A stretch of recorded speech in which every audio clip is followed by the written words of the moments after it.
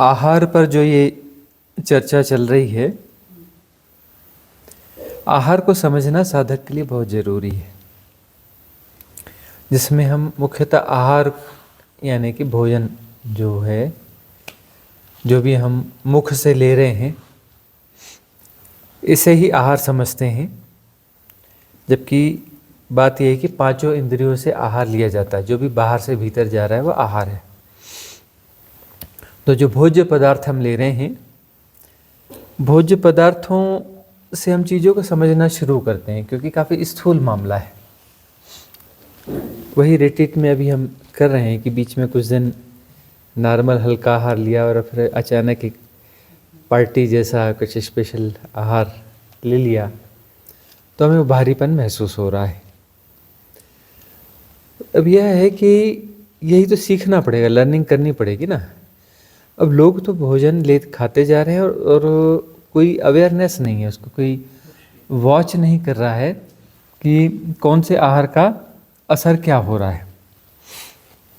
बीमारियां जो आती हैं, भोज्य पदार्थों को लोग खाते रहते हैं और उसके इम्पैक्ट्स जो अपने शरीर पर देख नहीं पाते। जबकि एक जागा हुआ व्यक्ति क्या होता है कि कोई भी आहार डाल रहा है तो आहार डालने के बाद उसे तुरंत फील होता है कि यह डाल रहा हूँ, इसका क्या इम्पैक्ट हो रहा है। और जो है बाकी पूरे समय, पूरी दिनचर्या में कहीं ना कहीं वो निगरानी उसकी बनी रहती है कि आज जो आहार डाला है शरीर में हमने, उसके इम्पैक्ट्स क्या हो रहे हैं। तब जो है उन्हें पता चलता है। अब ये जो वैद्य हैं, वैद्यों ने जाने क्या क्या चीज़ें बताई कि यह विरुद्ध आहार है ना। आप उसे पालन करते हो, सुन करके करते हो, आप अपने अनुभव से तो कर नहीं रहे हो कि यह विरुद्ध आहार है, इसके साथ यह नहीं खाना चाहिए, इसके साथ यह नहीं खाना चाहिए, इसके साथ यह फ़ायदा होता है, ये सुबह फ़ायदा करता है, दोपहर को फ़ायदा करता है, शाम को फ़ायदा करता है, इसे रात में नहीं खाना, इसे सुबह नहीं खाना। ये सब आया कहाँ से? ये उन लोगों के साथ में आया जो भोजन के साथ में जागरूकता बनाए रखते हैं। भोजन करने के बाद में वो शरीर में क्या इम्पैक्ट करता है, इसका होश बना रहता है, वॉच करते रहते हैं। वरना कुछ भी होता है तो तुरंत अवेयर हो जाते हैं। आज ये ऐसा लग रहा है, मतलब आज मैंने यह जो है लीक से हटके यह चीज़ खाई थी, उसका इम्पैक्ट तो नहीं है। उसको वॉच करते हैं, फिर दोबारा कभी उसको टेस्ट करते हैं कि यह चीज़ वैसी तो नहीं थी, फिर से एक बार करके देखते हैं और उससे पता चल जाता है कि ये इस प्रकार करने से इस प्रकार का इम्पैक्ट आया, या नेगेटिव आया या पॉजिटिव आया। उस प्रकार से अपनी आहारचर्या को नियंत्रित करते हैं। तो आहारचर्या को नियंत्रित करने के लिए आपको नियमित रूप से जागरूक रहने की ज़रूरत है। जागरूकता नियमित चाहिए, पूरी दिनचर्या में चाहिए। तो यह तो एक भोज्य पदार्थ वाली बात हुई। और यदि बहुत जागरूकता हो तो पंचेंद्रियों में, सारी इंद्रियों के माध्यम से हम जो भी आहार ले रहे हैं उसमें जागरूकता रहेगी। दूसरा जो सबसे बड़ी चीज़ होती है वो हमारी होती है आँखें, है ना। आँखों से, जैसे आप से भी चर्चा चल ही रही थी ना, तो आप बोल रहे थे कि अपना आँखों का जो है क्या है, तो आँखों सबसे ज़्यादा ऊर्जा जो है आँखों से क्षय होती है। आँखों से हम लगातार देखते रहते हैं, तो देख रहे हैं, जो भी देख रहे हैं उसका दृश्य जो है वो हमारा आहार है। सारे दृश्य जो है आँखों का आहार है, सारे दृश्य जो है वो आँखों का आहार है। तो आँखों के माध्यम से कौन सा आहार लेना चाहिए, कौन सा आहार नहीं लेना चाहिए, है ना। जब आवश्यकता नहीं भी है, लोग ज़बरदस्ती देखते रहते हैं। वो अपना जो बोर्ड लग रहे थे, ज़बरदस्ती बोर्ड पढ़ते रहते हैं, दुनिया भर के बोर्ड पढ़ लेते हैं। क्या ज़रूरत है? अभी तो ऐसा हो गया है कि कुछ सालों से एक नई चीज़ आ गई है, हर हाथ में स्क्रीन आ गई है मोबाइल की, उसमें जाने क्या क्या देखते रहते हैं। ये देख लो, वो देख लो, वो देख लो, टेलीविज़न में क्या क्या देखते रहते हैं। और यह होश ही नहीं है कि यह भीतर जाकर के कर क्या रहा है। यह आहार भीतर जाकर के पॉइजन बन रहा है। भाई ये जो भोज्य पदार्थ है, यह जाकर के इस शरीर को इम्पैक्ट करेगा, और जो आँखों से देख रहे हो, भीतर डाल रहे हो, ये मनस्काय को इम्पैक्ट करेगा ना। ये मनस्काय को इम्पैक्ट नहीं करेगा, वो अभी तो शरीर है ना। उस शरीर में जाके जहर पड़ेगा ना। ये जहर कहीं ना कहीं तो किसी न किसी बॉडी में जा रहा है ना। कानों के माध्यम से आप डाल रहे हो, तो कानों के माध्यम से क्या सुनना चाहिए, क्या नहीं सुनना चाहिए। कुछ भी उल्टा सीधा सुन रहे हो तो वह जाकर के जहरी तो बनेगा। अब जो साधक है, साधक जो गहरा साधक होता है, दांव लगाता है। दांव लगाता है मतलब वो अपनी जगह भी बदल लेता है। इस शहर में क्यों रहूँ, यहाँ तो इतना पॉल्यूशन है, इतना शोर है, शराबा है, ये है, यहाँ की एनर्जी ठीक नहीं है। अब यहाँ का जो कलेक्टिव सबकॉन्शियस माइंड है वो अलग है शहर का, तो आप घर के अंदर कैसे भी रहो, वो तो भाई एनर्जी, वो विचार तो सारे कलेक्टिव सबकॉन्शियस माइंड के आपको इम्पैक्ट करेंगे। तो यहाँ क्यों रहूँ, वो दांव लगाता है, वो डेरा समेटता है, समेट के किसी ग्रामीण क्षेत्र में जा कर के, जंगलों के आसपास में जाके रहेगा, जहाँ सरल लोग हों, अनुकूलता हो, वैसा देख करके रहेगा वहाँ पर। तो इस वैसे दांव भी लगाते हैं, क्योंकि हम गलत आहार नहीं लेना चाहते। साधक को तो देखना है ना, गलत आहार भीतर नहीं जाने चाहिए।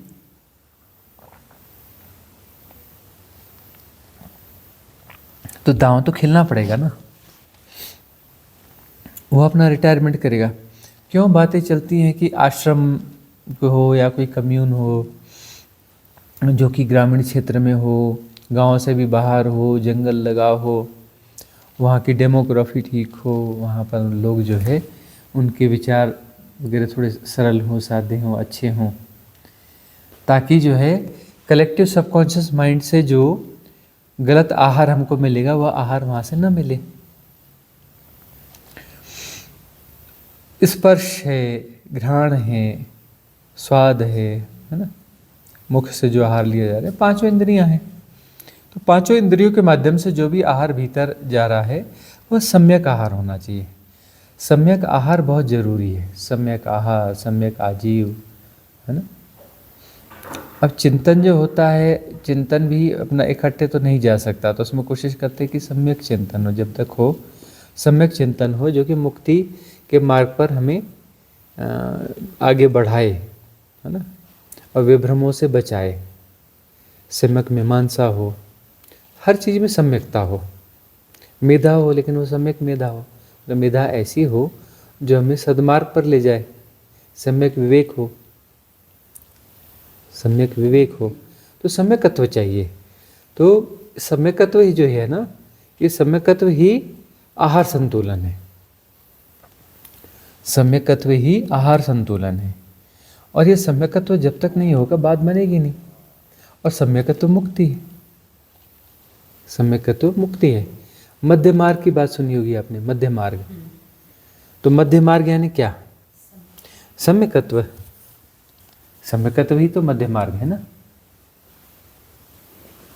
सम्यकत्व ही तो मध्य मार्ग है ना।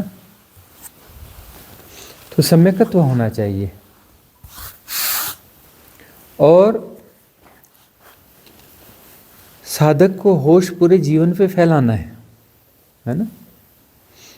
अब बेहोशी में चलना होता है, वह मैकेनिकल ढंग से चलता है ना व्यक्ति, और जो आवेग है भीतर, जिस प्रकार का आवेग है, चाल वैसी हो जाती है। और यदि सम्यकत्व है तब चाल बिल्कुल अलग किस्म की होगी, चाल चलने में भी सहजता होगी। तो संतुलन और सम्यकत्व, इस पर काम करना होता है। होश से जीना पड़ेगा, पूरे जीवन में होश फैलाना पड़ेगा, तभी साधना सफल होती है। उससे अन्यथा साधना सफल नहीं हो पाएगी। पूरे जीवन पे होश फैलाना पड़ेगा, चलना होश से, खाना होश से, है ना। बार बार हम कहते हैं कि कुछ जॉब कर रहे हो, बातचीत व्यवहार कर रहे हो, सब में होश होना चाहिए। होश को पूरे जीवन पे फैलाना पड़ेगा, तभी आप जो है सम्यकत्व की तरफ जा पाओगे। सम्यक जीवन तभी हो पाएगा। सम्यक जीवनचर्या जब होगी तो वह सम्यक जीवनचर्या ही साधना है, सम्यक जीवनचर्या ही साधना है। उसके बाद में इंटेंस मेडिटेशन की जरूरत कम होती चली जाएगी, क्योंकि पूरी जीवनचर्या ही सम्यकत्व में आ जाएगी, है ना। स्नान कर रहे हैं रोबोटिक नहीं भाई, स्नान थोड़ा आनंद से करो। स्नान बड़ी सुंदर घटना है ना। शरीर पे पानी पड़ता है, और जल तत्व तो बड़ा डिवाइन होता है। स्नान करने के बाद कितनी स्फूर्ति आती है, कितनी ताजगी आती है। स्नान यदि ढंग से हो, होशपूर्वक हो, होशपूर्वक स्नान होगा ना, तो बहुत सारा पानी वेस्ट नहीं होगा आपका, है ना। मग्गा भरा जाएगा, धीरे से डाला जाएगा, फिर उसको शरीर को मलोगे, फिर यह करोगे वह करोगे, इत्मीनान से। हो सकता है टाइम टेकिंग होगा, पर नहाने का समय थोड़ा सा बढ़ जाएगा, लेकिन ऐसा वेस्टेज ऑफ वाटर नहीं होगा, उसमें होश बना रहेगा। और उसमें जो आप शरीर स्नान भी ज़्यादा अच्छा होगा आपका। और नहाते नहाते जो है बहुत अच्छे से बोध होता है कि मैं शरीर नहीं हूँ। हमें जो है नहाते हुए घटा है ना, छोटी उम्र में नहाते हुए घटा पहली बार हमें बोध आया कि मैं शरीर नहीं हूँ।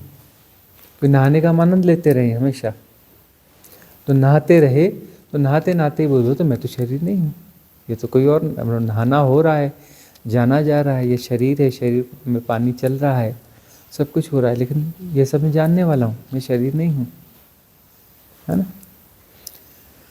तो होशपूर्वक जो होगा तो मैं शरीर नहीं हूँ का बहुत सघन होता चला जाएगा। शरीर को चलते हुए देखना, खाते हुए देखना, नहाते हुए देखना, है ना। और मैं शरीर नहीं हूँ के बोध के साथ में जो है सम्यकत्व और संतुलन बढ़ने लगता है। जीवन में सम्यकत्व और संतुलन बढ़ने लगता है, सम्यक दिनचर्या होने लगती है। और जब तक सम्यक दिनचर्या नहीं होगी, साधना आगे नहीं बढ़ने वाली है। ये सारे हिप्नोटिज्म हैं, इनको समझना पड़ेगा, इनसे बाहर आना पड़ेगा। वो हम बार बार फूड हिप्नोटिज्म की बात कर रहे हैं अभी बहुत समय से, कि बार बार खा रहे हैं हम, कुछ भी खा ले रहे हैं, कैसे भी कर ले रहे हैं, कुछ भी शरीर में डाल ले रहे हैं, है ना। उसमें कहीं पर होश है या नहीं है, क्या स्थिति है, यह भी हम देखते हैं कि चाय होती तो चाय के साथ में यह चाहिए वह चाहिए, है ना। एक तो चाय अपने आप में गड़बड़ चीज़ है, और उसके साथ कुछ ये वो उससे भी ज़्यादा गड़बड़ और गड़बड़ मामला हो जाता है। मतलब एक फूड हो गया ना, वो फूड जो है पूरे शरीर को कंफ्यूज करता है बहुत बुरी तरह से।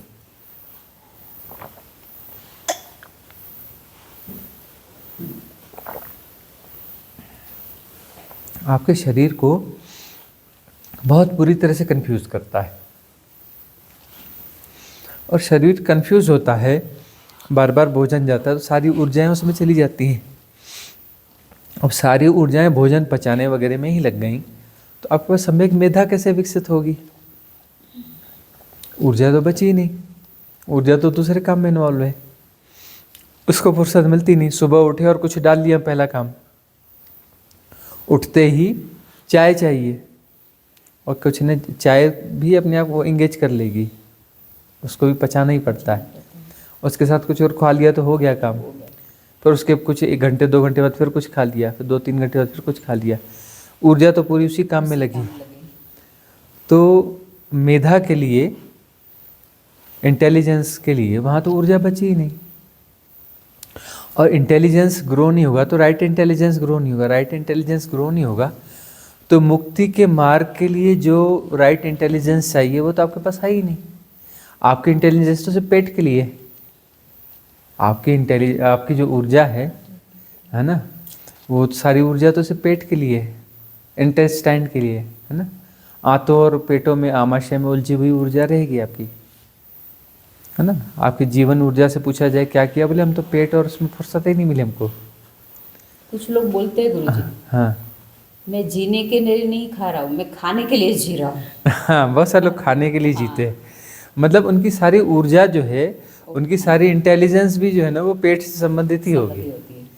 सब वहीं क्या खाना, कैसे, अपना खाने का मतलब जो है ना, ये खाऊं वो खाऊं वो खाऊं, इधर उधर क्या पच रहा नहीं, बस उसी में उलझे रहते हैं। अरे गड़बड़ लग रहा है, अभी दवा खा लूँ, ये कर लूँ।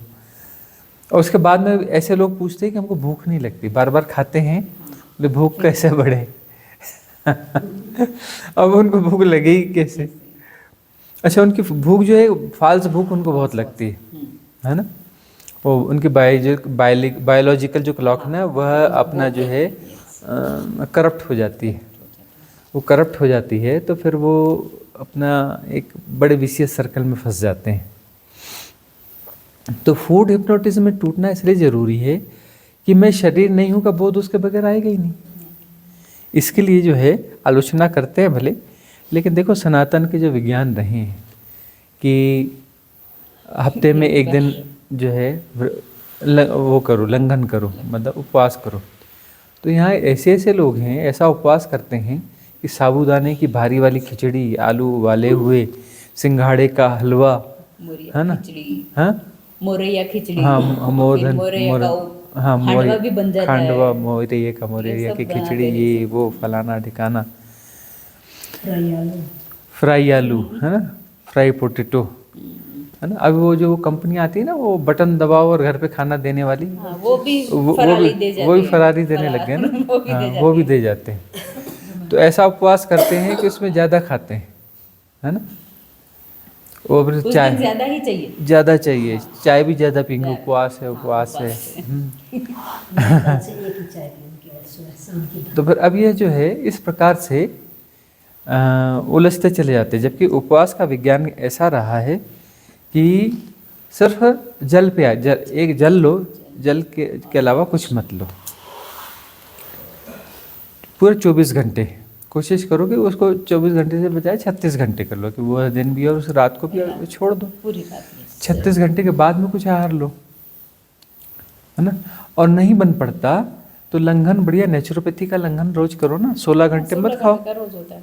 16 घंटे आहार मत दो, तो 16 घंटे में शरीर अपने आप को जो भी बचा कुचा है सबको अपना क्लियर करता रहेगा।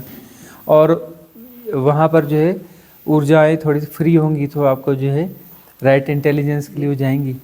16 घंटे कुछ ना खाओ, 8 घंटे में 2 बार खाओ, 8 घंटे में बार बार मत खाओ, 2 ही बार खाओ। अच्छा, चाय भी आहार होता आहार होता है है ना।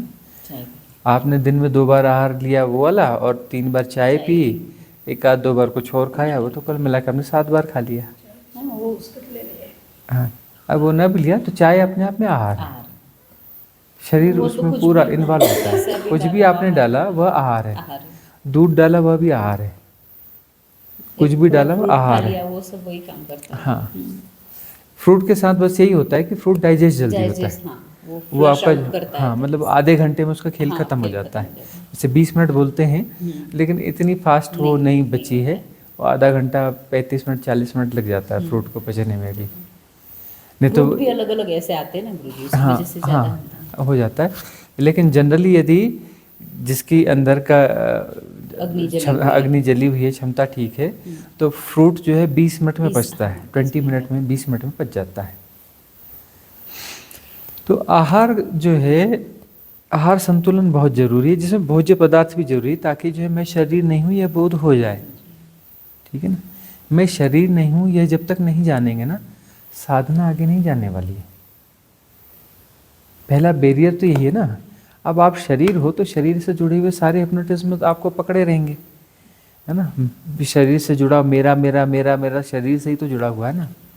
अब मैं शरीर नहीं हूँ तो मेरा मेरा मेरा टूट जाएगा, अहंकार टूट जाएगा, उसके केंद्र में बहुत अहंकार सारे जैसे, केंद्र टूट जाएंगे। हाँ, तो जो है यह टूट, मैं शरीर नहीं हूँ यह बोध होना जरूरी। अब ये संबंधों हैं, संबंधों का होता है, अरे मेरा रिश्तेदार, मेरा फलाना, मेरा ठिकाना, है ना। जैसे हमारे बीच में एक मित्र हैं, उनके साथ ही जा रहे हैं तो वो बोल रहे हैं कि मैं भी चला जाऊं क्या। हाँ, मतलब इतनी ज़्यादा वो है ना अटैचमेंट या इनसिक्योरिटी या संबंधों का, वह क्यों है?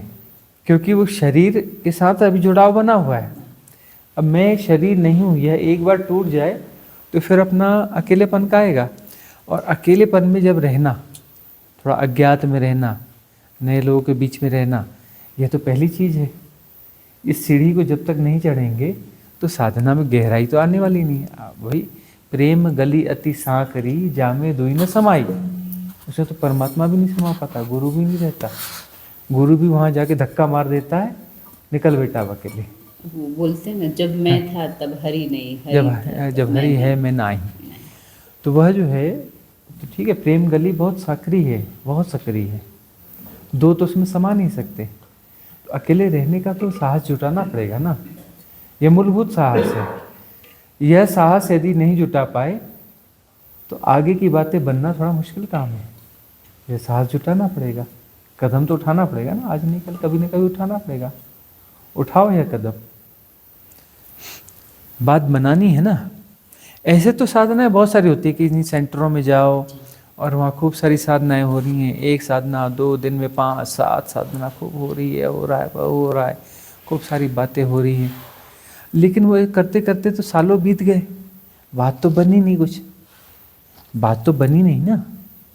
तो ज़्यादा साधना करने से बात बन जाती है, तो होता नहीं, है ना। हमने बहुत सारी जगह देखा है ना, बोलता है 25 साल से साधना कर रहा हूँ, बोलता है 50 साल से साधना कर रहा हूँ। उनको हम बोलते हैं हाँ 50 जन्म से भी कर रहे होगे और आगे भी 50 जन्म, सैकड़ों जन्म और करने वाले हो, चिंता मत करो, है ना। साधना करते आ रहे हो और करते रहोगे, बात बनी कहाँ, बात बननी चाहिए ना। गुरुजी जो ये आप अभी बोले, उस टाइम से पहले मैं रेगुलर मेरा होता था, और मैंने आपको वैसे बताया ये, और अभी रेगुलर वैसे 1-2 घंटे जो बैठती वो नहीं हो रहा है। तो एक ये स्टेप्स अभी मुझे क्लियर आ रहा है कि अभी वो स्टेप्स नहीं, अभी पूरे जीवन में फैलानी है, इतना समझ। ये समझ में आना चाहिए। वह इंटेंस मेडिटेशन ठीक है, बुरे नहीं है, होते रहने चाहिए, लेकिन जब तक साधना पूरे जीवन पे नहीं फैलेगी, है ना, तब तक बात बनेगी नहीं। इवन हम कह रहे हैं कि हमने सेलिब्रेशन था, नृत्य हुआ, यह हुआ, जो कुछ भी हुआ, वह वहाँ पर होश तो वहाँ भी बना रहना चाहिए। सब कुछ हो रहा है, पूरे उससे हो रहा है, वो भी हो रहा है। नृत्य पूरे उत्सव अच्छे से हो रहा है, हंसी मजाक हो रहा है, वह हो रहा है, लेकिन होश का दिया वहाँ भी जला हुआ होना चाहिए। होश का दिया हर जगह पे जला हुआ होना चाहिए, तब बात बनती है।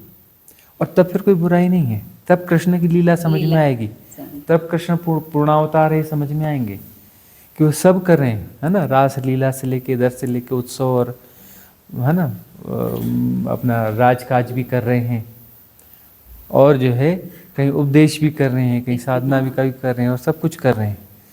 तो ये सारी चीज़ें जो है हो जाए, तब उसके बाद में जो है बात बनती है, तब बात बनती हुई लगती है। इंटेंस मेडिटेशन ही सब कुछ नहीं है। इंटेंस मेडिटेशन ये शुरुआती साधकों के लिए है, उन साधकों के लिए जो साधना की शुरुआत में है, तो उनको इंटेंस मेडिटेशन सिखाया जाता है, उनको बताया जाता है ए फॉर एप्पल, आम का, अनार का, आम का, ई इमली का, है ना, गधे का, और वही होते जाते हैं हम लोग होश के बिना। तो अब जो है तो ठीक है, आम हट जाना चाहिए ना, ठीक है, गधा हट जाना चाहिए ना। गमला हो जाना चाहिए। अब ये जो है अब ये जो है यह होश होना चाहिए ना, यह होश होना चाहिए कि जो है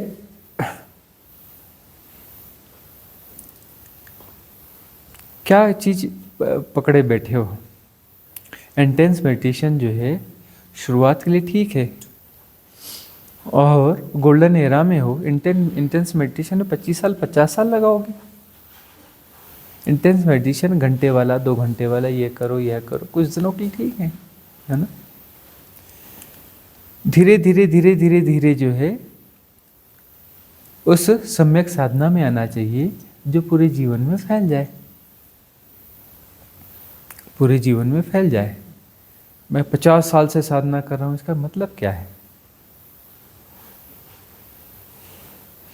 पूरे जीवन में साधना फैलनी चाहिए और सम्यकत्व आना चाहिए, पूरे जीवन में सम्यकत्व आना चाहिए। और सम्यकत्व ही मुक्तिदायी है, वह सम्यकत्व ही साधना है, सम्यकत्व की ही तो साधना है ना। वही मध्य मार्ग है, मध्यम निकाय। वह जो मध्य मार्ग है, वह जो मध्यम निकाय है, वह मुक्तिदायक है। वहाँ पर कबीरदास जी की वाणी सार्थक होगी कि साधो सहज समाधि बली, साधो सहज समाधि बली। और सहज समाधि जो है वो बराबर चलेगी ना। इंटेंस मेडिटेशन जो है, जब शरीर छूट रहा होगा उस समय काम नहीं आने वाला है। सहज समाधि जो है ना, शरीर छूटते समय भी पूरी सहजता, वो सहजता तो प्रगाढ़ ही होती चली जाएगी, है ना। और जब शरीर छूट रहा होगा उस समय प्रगाढ़ रहेगी। उस समय जो है वो सहजता वहाँ तक जाएगी कि छूटते जाएगा सब। यह शरीर छूटेगा, दूसरा छूटेगा, तीसरा छूटेगा, 6 के 6 छूटेंगे, है ना। और 7वें में प्रवेश होगा और बात पूरी हो जाएगी। प्रश्न आपका है अगला। गुरुजी, वंदना जी ने आज जो भजन गाया था गुरुजी के लिए, उसमें था गुरु मेरे पूर्ण प्रकाश। तो वो जो पूर्ण प्रकाश के है उसके लिए थोड़ा डेफिनेशन जानना था मुझे। हाँ, सद्गुरु वह है जो पूर्ण प्रकाश हो। पूर्ण प्रकाश का अर्थ क्या होता है? जो सब कुछ को प्रकाशित करता है ना? आपके हर अंधेरे कोने को प्रकाशित करता है, तभी तो पूर्ण प्रकाश हुआ ना। आपके अंधेरे कोने क्या हैं? वो प्रश्न बन के निकलते हैं। तो प्रश्न आपके कैसे भी हों, प्रश्न आपके कैसे भी हों, आपका कोई भी अंधेरा कोना कैसे भी प्रश्न उठाता है तो वह उसका उत्तर देता है। उत्तर ऐसा देता है जो समाधानकारी होता है, जो उस अंधकार को दूर करता है, जो उस प्रश्न में गुथा हुआ अहंकार है उस अहंकार को दूर करता है, उसे प्रकाशित करता है। इस अर्थ में सद्गुरु जो है पूर्ण प्रकाश होता है। प्रश्न तो बड़े उल्टे सीधे भी आते हैं, कई बार आते हैं, है ना? प्रश्न कैसा भी हो, लेकिन उत्तर जो आता है, जो भी उत्तर आता है सद्गुरु का, प्रश्न कैसा भी हो उत्तर पूर्ण होता है। प्रश्न कैसा भी हो उत्तर परिपूर्ण होता है। वह हर अंधेरे कोने को प्रकाशित करता है। बहाना कैसा भी आ जाए, किसी भी बहाने से वह बोलेगा, लेकिन बोलेगा वही बात जो प्रकाश की बात है, जो अंधेरे को दूर करता है। तमसो मा ज्योतिर्गमय, है ना? जो अंधेरे से प्रकाश की ओर ले जाता है। अगला प्रश्न। हाँ। अगला प्रश्न ये है गुरुजी, जो निर्वाण का रास्ता और महापरिनिर्वाण का रास्ता, जो महापरिनिर्वाण का रास्ता आपके लिए, कोई साधक के लिए खुल गया है, तो उसके बाद वो मार्ग से च्युत हो सकता है या फिर अस्तित्व उसे अटका सकता है? निर्वाण जो है, निर्वाण तो घट जाता है। निर्वाण जो है वह तो घट जाता है। निर्वाण घटने के बाद महापरिनिर्वाण, यदि महापरिनिर्वाण नहीं हुआ तो परम मुक्ति नहीं होती है। और निर्वाण का अर्थ है कि अब वह ज़्यादा तो नहीं अटका, उसको ज़्यादा नहीं अटकाया जा सकता। निर्वाण का मतलब है अब उसको ज़्यादा नहीं अटकाया जा सकता। महापरिनिर्वाण उसका हो ही जाएगा। इस जन्म में न होगा तो अगले जन्म में हो जाएगा, सगदागामी होगा, है ना? एक आध जन्म और हो जाएगा, उससे ज़्यादा नहीं होगा। तब उसमें जो है महापरिनिर्वाण के लिए अस्तित्वगत जो व्यवस्था है, जो भी इजोटेरिक सपोर्ट सिस्टम है, अस्तित्वगत व्यवस्था है, वो कुछ लोगों को रोकते हैं, कुछ को रोकते हैं जिनसे कल्याण होना है। और कुछ सगदागामी ऐसे भी हो जाते हैं, तब कुछ कमी और कुछ रह गई, कुछ और नए आकर्षण बन गए। कुछ आकर्षण उसके बाद में भी कई बार बन जाते हैं, बन सकते हैं। ऐसा नहीं है कि निर्वाण के बाद ऐसा नहीं, कुछ ऐसे हल्के फुल्के आकर्षण बन जाते हैं जो एक आध जन्म और लेने के कारक बन जाए। लेकिन ऐसा नहीं कि उनके बहुत सारे जन्म होंगे। श्रोतापन्न की स्थिति में भी ऐसा होता है कि वह जो है ज़्यादा से ज़्यादा 7 जन्म लेगा, श्रोतापन्न होने के बावजूद। तो निर्वाण होने के बाद जो है बहुत ज़्यादा जन्म होंगे ऐसा नहीं है, एक आध जन्म और हो सकता है, उससे ज़्यादा नहीं होगा। हाँ, निर्वाण होने के बाद में यह स्थिति हो सकती है कि वह अनागामी लोक में भी जा सकता है। सगदागामी ना होकर के वह अनागामी लोक में जा सकता है। तो अनागामी होने पर वह इस धरा पर जन्म नहीं लेगा, है ना? इस धरा पर जन्म नहीं लेगा, उच्च लोक में जन्म लेगा और वहीं से उसकी मुक्ति हो जाएगी। निर्वाण में ज़्यादातर ऐसा होगा। वहाँ तो गुरुजी की यात्रा और लंबी चलेगी ना? नहीं, वहाँ तो बहुत लंबी चलेगी, क्योंकि वह समय का बहुत कम है। अनागामी लोक में बहुत लंबे समय तक रहना होता है, लेकिन वहाँ पर स्थिति ऐसी होती है कि उसके बाद में तो हाँ मुक्ति है ही है, महापरिनिर्वाण है ही है। और जो सगदागामी होते बहुधा तो वही होंगे जो फिर अगले जन्म में कुछ बांटेंगे। निर्वाण के बाद में महापरिनिर्वाण नहीं हुआ तो ज़्यादातर वह लोग होंगे जो फिर से मनुष्य रूप में जन्म लेंगे, जिनको कुछ न कुछ भूमिका निभानी है। कल्याण मित्र की भूमिका, इसको कहते हैं कल्याण मित्र की भूमिका। तो कल्याण मित्र वही होता है जो चुना जाता है, और निर्वाण के बाद में उसका एक जन्म और होगा तो कल्याण मित्र होगा। फिर उसके संग साथ में जो भी लोग आएंगे उनका कल्याण तो होगा ही होगा, कुछ ना कुछ तो कल्याण होगा। उनकी पात्रता जितनी होगी उस प्रकार से उनका कल्याण होगा। तो कल्याण मित्र होते हैं। कल्याण मित्र यानी गुरु, सद्गुरु, ये सब कल्याण मित्र होते हैं। अगला प्रश्न किसी का है? हाँ। सम्यक मीमांसा कब होती है और क्या मैं के गिरने के बाद में होती है? और क्या वो गहरी निर्जरा का कारण बनती है? सम्यक मीमांसा, मीमांसा तो हर कोई करता है ना। सवाल सम्यक मीमांसा का है। सम्यक मीमांसा एक ऐसी स्थिति है जहाँ पर इंटेलिजेंस लेवल बहुत हायर आईक्यू, मतलब आईक्यू लेवल बहुत ज़्यादा है ना। हायर आईक्यू है, बहुत हाई आईक्यू, मतलब बुद्धि का जो मापांक है बहुत ऊंचा है। और मैं के गिरने के बाद ज़्यादा, हाँ बहुत ज़्यादा है। लेकिन वहाँ पर यह होना चाहिए कि पुराने जन्मों की साधना कुछ अच्छी हो, पुराने जन्मों की साधना कुछ अच्छी हो, पुराने पुण्यों का उदय हुआ हो, तब जो है वह इंटेलिजेंस जो है सम्यक मीमांसा बन पाती है। पुराने जन्मों की साधना अच्छी हो और उनके पुण्यों का उदय हो, उनके पुण्यों का उदय भी होना चाहिए। तो उनके पुण्यों का उदय होता है तब जो है सम्यक मीमांसा घटती है। तो पुराने पुण्यों का उदय होगा तो उससे, पुराने पुण्य का उदय का मतलब ही होता है कि अहंकार क्षण होगा। तो अहंकार जब क्षण होता है तभी सम्यक मीमांसा संभव है। जैसे थोड़ा क्षण हो जाना चाहिए। तो पुराने जन्मों के साधना का पुण्य जब उदय होता है तो अहंकार क्षण होता है और सम्यक मीमांसा होती है। तो सम्यक मीमांसा जो है वह अहंकार का नाश करेगी। अब अहंकार के गिर जाने के बाद सम्यक मीमांसा की तो जरूरत है ही नहीं। अहंकार गिर गया है तो उसके बाद सम्यक मीमांसा की क्या जरूरत है। तो सम्यक मीमांसा जो है, मीमांसा अपने आप में षड दर्शन में एक मार्ग है। षड दर्शन में एक मार्ग मीमांसा है, ठीक है ना। तो मीमांसा जो है वह अहंकार के क्षय का कारक होगी, अहंकार के क्षय का कारक होगी ना। तो जो है, लेकिन पिछले जन्मों की अच्छी साधना है और उसके पुण्य का उदय हो रहा है, तो पुण्य के उदय से अहंकार का क्षय होगा, अहंकार का क्षय होगा। और चूंकि उसका बुद्धि मापांक ऑलरेडी हाई है, ज़्यादा है, इंटेलिजेंट कोशिएंट ज़्यादा है, तब जो है इंटेलिजेंट जो कोशिएंट ज़्यादा है वो उल्टे सीधे दुनियादारी के काम में, हाइपोथेसिस में, रिसर्च में, उसमें न जा करके वह अहंकार के क्षय में लगेगी। यही शुद्ध ज्ञान मार्ग का रास्ता हाँ, होगा। शुद्ध ज्ञान मार्ग का रास्ता सम्यक मीमांसा ही होगा।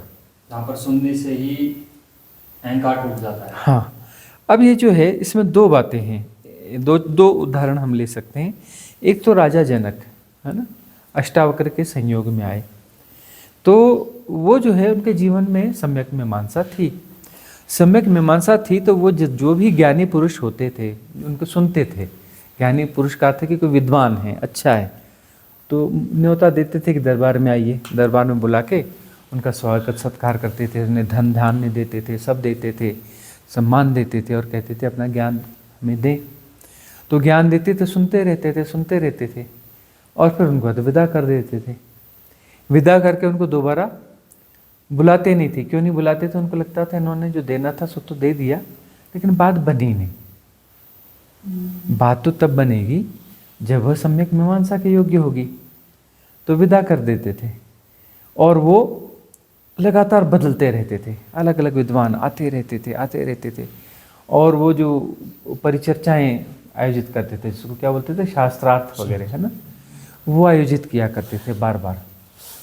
और बड़े बड़े पुरस्कार रखा करते थे कि कहीं उन सैकड़ों लोगों में कोई एकाध तो आ जाए, ऐसा बंदा, एकाध ऐसा सद्गुरु आ जाए और उसकी देशना जो है सम्यक मीमांसा को पीक पे ले जा सके, उनके मीमांसा मार्ग को परितुष्ट कर सके। तो ऐसा करते करते करते वह शास्त्रार्थ हुआ कि किसी संयोग से उसमें अष्टावक्र के पिताजी आए और अष्टावक्र के पिताजी को बुलाने, अपने पिता को बुलाने के संयोग से वह बच्चा आया जिसकी उम्र 12 साल थी, है ना। 8 अंग उसके टेढ़े थे अष्टावक्र। उसकी माँ ने भेजा कि कुछ ज़रूरी चीज़ है, पिता को बुला लो, अभी बुलाना ही पड़ेगा, ऐसी स्थिति है। और जब वह राजा जनक के दरबार में गए तो वहाँ जो भी बैठे थे वे विद्वान थे, पंडित थे, पुजारी थे, वो क्या उसको देख करके हंसे, क्योंकि 8 अंगों से टेढ़े थे और बड़े ऊबड़ खाबड़ तरीके, विचित्र तरीके से वो चलते थे। इतना विचित्र उनका चलना था, पूरा टेढ़ा मेढ़ा बिल्कुल। तो सब लोग हंसे ठाके मार करके। जब ठाका मार करके सब लोग हंसे तो अष्टावक्र खड़े हुए, उन सबको देखा और उनसे भी ज़्यादा जोर से ठहाका मार के हंसे। इतने जोर से ठहाका मार के हंसे इस पूरे दरबार में सन्नाटा छा गया। पूरे दरबार में सन्नाटा छा गया कि हम हंसते हैं तो बात तो ठीक है कि जोकर जैसा बंदा है, इस पे हंसते हैं, और यह ठहाका मार के हंसा तो ये किस बात पे हंसा, किसी को समझ में बात आई नहीं। तब जो है राजा जनक ने पूछा कि बेटा यह बता, यह तो समझ में आया कि ये लोग हंसते हैं, इनके हंसने का कोई कारण है, तुम क्यों हंसे, तुम्हारे हंसने का क्या कारण है।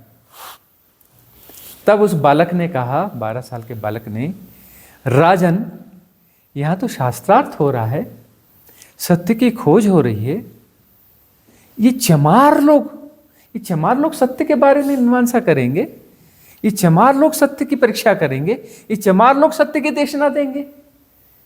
राजन आपको तो होश होना चाहिए, शास्त्रार्थ जो है विद्वानों का होता है, चमारों का शास्त्रार्थ होता है क्या? शास्त्रार्थ में चमारों को बुलाया जाता है क्या? राजा बिल्कुल अवाक हो गया, बोले क्या बोलते हो? वो सब चिल्ला पड़े, हमें चमार बोलते हो? राजन ये बताइए, इन लोगों ने मेरी चमड़ी देखी, मेरे चमड़ी के टेढ़ेपन को देखा, मुझे इन्होंने देखा नहीं, मुझे इन्होंने पहचाना नहीं कि मैं कौन हूं, मैं कौन हूं। मेरे भीतर की ज्योत उन्होंने देखी नहीं, मेरे भीतर की ज्योत इन्होंने देखी नहीं, मेरे भीतर के मेरे चैतन्य को उन्होंने पहचाना नहीं, मेरी चैतन्य की ज्योति इन्हें नहीं दिखी। इन्हें चमड़ी दिख रही है, और जिन्हें चमड़ी दिख रही है, चमड़ी के आकार प्रकार दिख रहे हैं, ये सब तो चमार हैं। और ये चमार सत्य को तय करेंगे। उन्होंने एक ऐसी परिभाषा बोली, उस परिभाषा से इस दुनिया की सारी समस्याएं समाप्त हो सकती हैं, जाति पाति के पूरे भेद गिर सकते हैं। उन्होंने उस समय जो पंडित बैठे थे, है ना, जो विद्वान बैठे थे, उन्होंने बताया कि ये जो है, ये इस ऐसा होने से कोई ब्राह्मण नहीं हो जाता, ऐसा होने से कोई ऐसे ब्राह्मण नहीं होता, है ना। इससे जाति तय नहीं होती, इससे जाति तय नहीं होती, जन्म से कोई जाति तय नहीं होती। उन्होंने बताया कि चमार है। और कोई जो है गरीब का बच्चा, जो जाति से कुछ भी हो सकता है, छोटी जाति का हो सकता है, लेकिन वह यदि साधना के मार्ग पर है तो ब्राह्मण है, वह ब्राह्मण होगा। जन्म से कोई ब्राह्मण और ये जाति तय नहीं होती। और उस घटना से जो चौकन्ना हुआ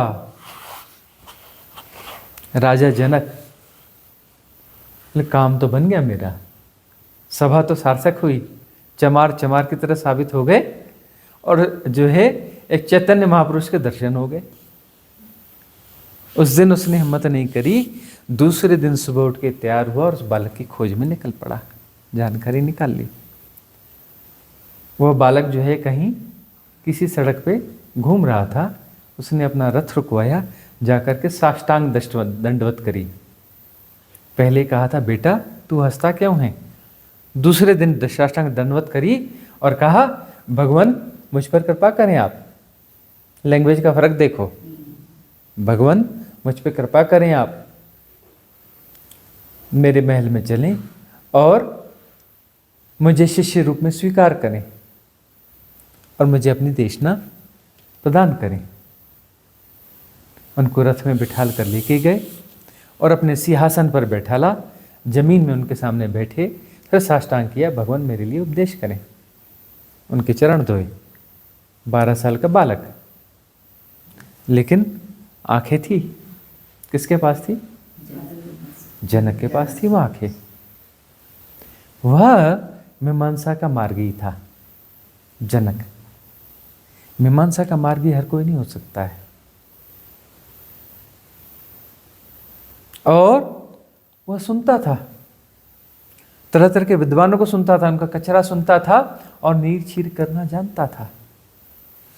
बड़े बड़े विद्वान आते थे, दुनिया में नाम था, बढ़िया सम्मान करता था, धन देकर के विदा करता था। राम राम, राम राम का मतलब ये ले जाओ, दोबारा आना नहीं, तुम्हारा ज्ञान सुन लिया, कचरा है, जाओ।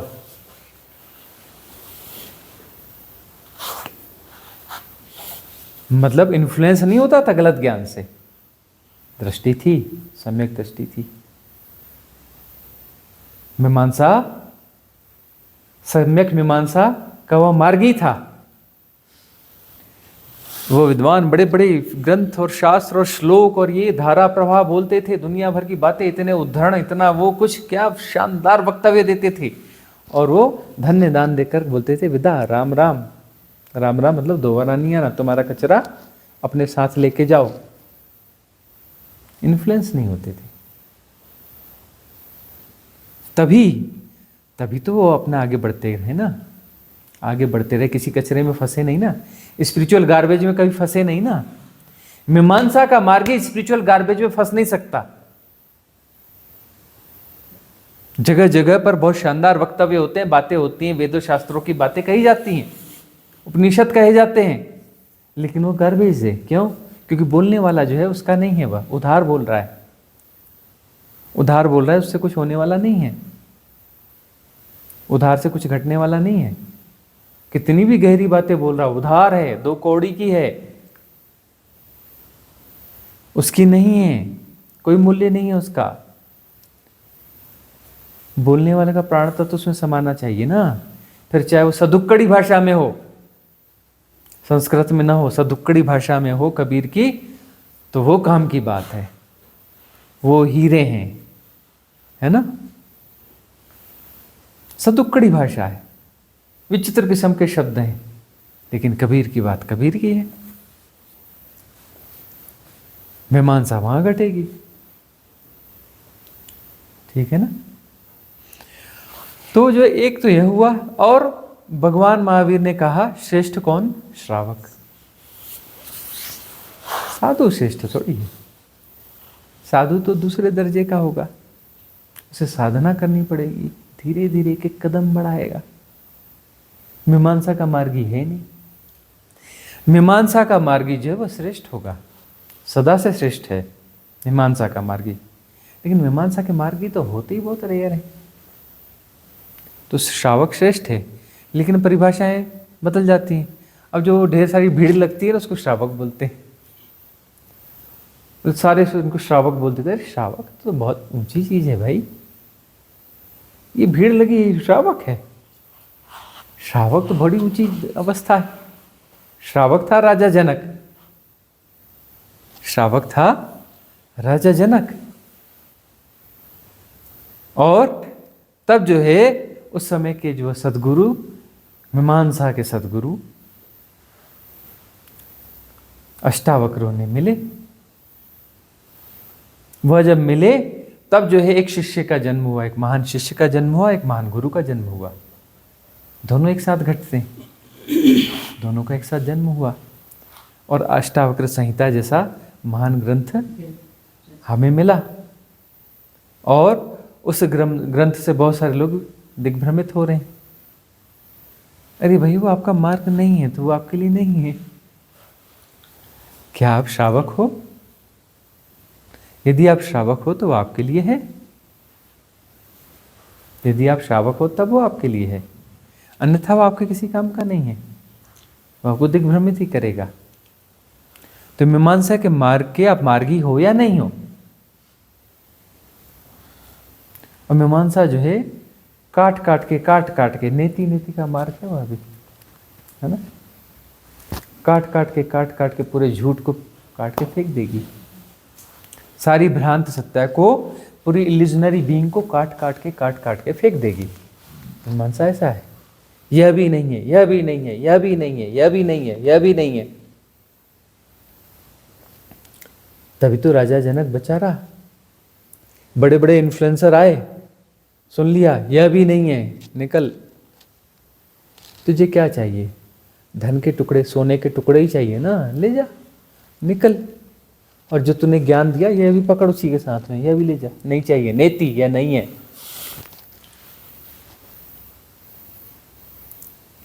और उसके अलावा जो है वह यह भी देखता है कि अपने अंदर में मैं मेरा क्या क्या है, तो मैं मेरा को सबको, यह भी नहीं, यह भी नहीं, यह भी नहीं।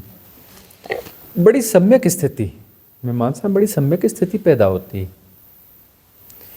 राजा जनक ने आत्मज्ञान के पास में आत्मज्ञान हुआ और उनसे सब छूट गया, उनसे सब छूट गया, उन्होंने छोड़ा कुछ भी नहीं और सब छूट गया। महल में ही रहे आए और महल छूट गया।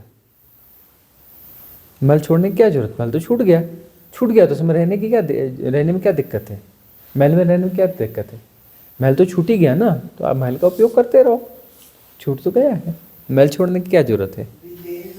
और धन को छोड़ने की क्या जरूरत है? धन तो छूट ही गया है, उसको छोड़ने की क्या जरूरत है? देह जो है, मैं देह नहीं हूं, नेति में वह भी आएगा। जब देह भी छूट गई तो बस ठीक है, विदेह तो हो ही गए ना। देह छूट गई तो विदेह तो हो ही गए ना। देह छूट गई मतलब विदेह हो गया। देह किस प्रकार से छूटी कि मैं देह नहीं हूं, इस प्रकार से छूटी, मैं देह नहीं हूं, वो बोध स्पष्ट हो गया तो विदेह हो गए। मतलब देह में उसके बावजूद हैं, विदेह हैं और देह में उसके बावजूद हैं, है ना। तो समय समय पे ऐसा भी हो जाएगा कि देह का भान नहीं रहता। देह का भान किस लिए नहीं रह पाता कि देह तो हम है ही नहीं, लेकिन देह का उपयोग हो जाता है, देह में लौट भी आते हैं। तो समाधि में तो यही होता है ना भाई, जनक के साथ होता है तो बाकी के साथ भी यही होता है। समाधि जब घटती है उसमें विदेह अवस्था होती है कि देह के हम पार निकल जाते हैं, चाहे कोई भी हो, जनक हो या कोई भी हो। अभी भी किसी को समाधि घटती है, क्या वो विदेह नहीं होता? विदेह नहीं होगा तो समाधि कैसे घटेगी? विदेहावस्था हो तो उसे भी घटेगी। समाधि का अर्थ है कि देह नहीं हूं, यह बोध हो जाता है, मन नहीं हूं। हाँ, अमनी दशा, जैसे विदेह वैसे अमनी। विदेह से ऊपर की अवस्था है ना अमनी, तो विदेह से ऊंची अवस्था है ना अमनी अवस्था। तो विदेह का मतलब भौतिक शरीर नहीं हूं, अमनी मतलब चौथा शरीर भी नहीं हूं, अमन मन भी नहीं हूं, वह तो ज्यादा ऊंची अवस्था है ना, अमनी अवस्था, है ना। हम तो कहते हैं आगे की बात करो, मैं आत्मा भी नहीं हूं। कहाँ विदेह की बात कर रहे हो? परमात्मा भी नहीं हूं, नेति, है ना। अंततः तो सब क्या, कैसी कौन सी मुक्ति, कैसी मुक्ति, किसकी मुक्ति, क्या शून्य, क्या निर्वाण, क्या परिनिर्वाण, क्या ये सब, क्या शून्य, नेति, है ना। अंततः तो सब जाना चाहिए। जिस महामुक्ति की बात है वहां तो सब कुछ जाना चाहिए, कुछ भी नहीं ठहर सकता वहां, तो कुछ भी नहीं, ठहरना भी नहीं चाहिए। अगला प्रश्न आता है। स्वामी जी प्रणाम। ध्यान विधि के पश्चात जब ऊर्जाओं का ऊर्ध्वगमन होता है, उसका और जहाँ से जाना जा रहा है, उन दोनों में अंतर संबंध क्या होगा? ध्यान के बाद ऊर्जाओं का ऊर्ध्वगमन होता है और सब हो रहा है, ये जाना जा रहा है। इनमें क्या अंतर है? अंतर संबंध क्या है इनके? अच्छा, ध्यान की विधियां अपनाई जाती हैं और विधियों में ऊर्जाओं का ऊर्ध्वगमन होता है। विधियाँ होती इसलिए हैं कि ऊर्जाओं को ऊर्ध्वगमन हो, मतलब मूलाधार से वो सहस्त्रार की ओर जाएं, है ना। जाती तो वैसे भी हैं लेकिन वो बीच में अटक जाती हैं। जो विकार हैं, सभी चक्रों के विकार जो हैं उन ऊर्जाओं को सक कर लेते हैं। बहुत सारे पैटर्न्स हैं, उनको पी जाते हैं, है ना। खून पीना जिसे हम कहते हैं, मतलब वो सारे विकार जो हैं उन ऊर्जाओं को पी जाते हैं। अब ये जो है इसमें और सब हो रहा है, इसमें अंतर संबंध क्या है? सब हो रहा है, एवरीथिंग इज हैपनिंग, सब हो रहा है, वहाँ परम स्वीकार की अवस्था है। तो परम स्वीकार की जो अवस्था है वहाँ पर जो है विकार एक्टिव नहीं हो पाते। विकार का अर्थ है क्या होता है? यह हो रहा है, यह गलत हो रहा है, यह ऐसा नहीं होना चाहिए, यह वैसा होना चाहिए, मैनिपुलेशन है। यह ऐसा होना नहीं होना चाहिए, वैसा नहीं होना चाहिए, ये कैसा क्यों हो रहा है, ठीक है ना। तो वह विकार जो है इन ऊर्जाओं को डाइवर्ट करता है, ऐसा नहीं होना चाहिए, ऐसा होना चाहिए, ऊर्जा को इधर खींच के ले जाएगा, है ना, डाइवर्ट करेगा। और सब हो रहा है स्वीकार है का अर्थ क्या होगा कि ऊर्जाओं को डाइवर्ट करने वाले सारे मार्गों को रोक दिया गया, है ना। सब हो रहा है, एवरीथिंग इज हैपनिंग, हो रहा है तो सहजता से होगा। तो ऊर्जाओं को जो है सीधा मार्ग मिलेगा, ऊर्जाएं सीधे ऊर्ध्वगमन, उसका ऊर्ध्वगमन ठीक ठीक होगा। परम स्वीकार से ऊर्जाओं का ऊर्ध्वगमन सहज होगा, है ना, सहज होगा। और वह सहज ऊर्जाओं का ऊर्ध्वगमन होगा तो वह सहस्त्रार तक जाएंगी, सहस्त्रार तक जाएंगी ना। तो ये इस प्रकार से इसमें अंतर संबंध है, यही उसका अंतर संबंध है, मतलब है एक ही चीज, है ना। तो परम स्वीकार तो साधना में जरूरी है। साधना में जो हो रहा है everything is accept as it is, जो जैसा हो रहा है जैसा का तैसा स्वीकार है, कुछ गलत नहीं है, कुछ गड़बड़ नहीं है, कुछ सुधारना नहीं, कुछ करना नहीं है, क्योंकि करने वाले सब बिगाड़ देते हैं, बिना किए सब ठीक हो जाता है। करने वाले कौन है? करने वाले पैटर्न है, करने वाले विकार है, विकार ही तो करते हैं ना। कर्ता उन्हीं विकारों का जोड़ है, विभिन्न विकारों का जोड़ का नाम कर्ता है ना। अकर्ता का मतलब है कि कर्ता नहीं है, कर्ता नहीं है मतलब विभिन्न प्रकार के विकार जो है एक्टिव नहीं है, उनका एक्टिवेशन जो है विड्रॉ हो गया। जो विभिन्न प्रकार के विकार हैं उनका एक्टिवेशन जो है, पैटर्न जो है उनका एक्टिवेशन विड्रॉ हो गया, टेम्पररी से ही विड्रॉ हुआ तो फिर जो है वहाँ पर अकर्ता हो गया। अकर्ता हो गया तो उस अकर्ता की स्थिति में ध्यान घटता है। ध्यान घटता है मतलब सारी ऊर्जाएं जो है सहजता से प्रवाहित होंगी, सारी ऊर्जाएं सहजता से प्रवाहित होंगी, यानी ऊर्ध्वगमन होगा उनका, है ना। निम्न चक्रों से उच्च चक्रों की ओर गतिमान होगी, उसे ऊर्ध्वगमन कहते हैं।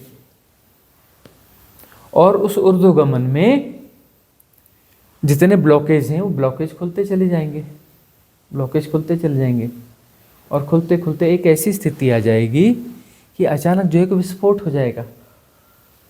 विस्फोट होगा और कुंडलिनी से जब उसे मार्ग मिल गया तो जैसे वह नहीं होता, एक होता है क्या भूकंप अर्थक्वेक, और एक होता है ज्वालामुखी। दोनों का अंतर संबंध क्या है? प्रश्न ऐसा ही है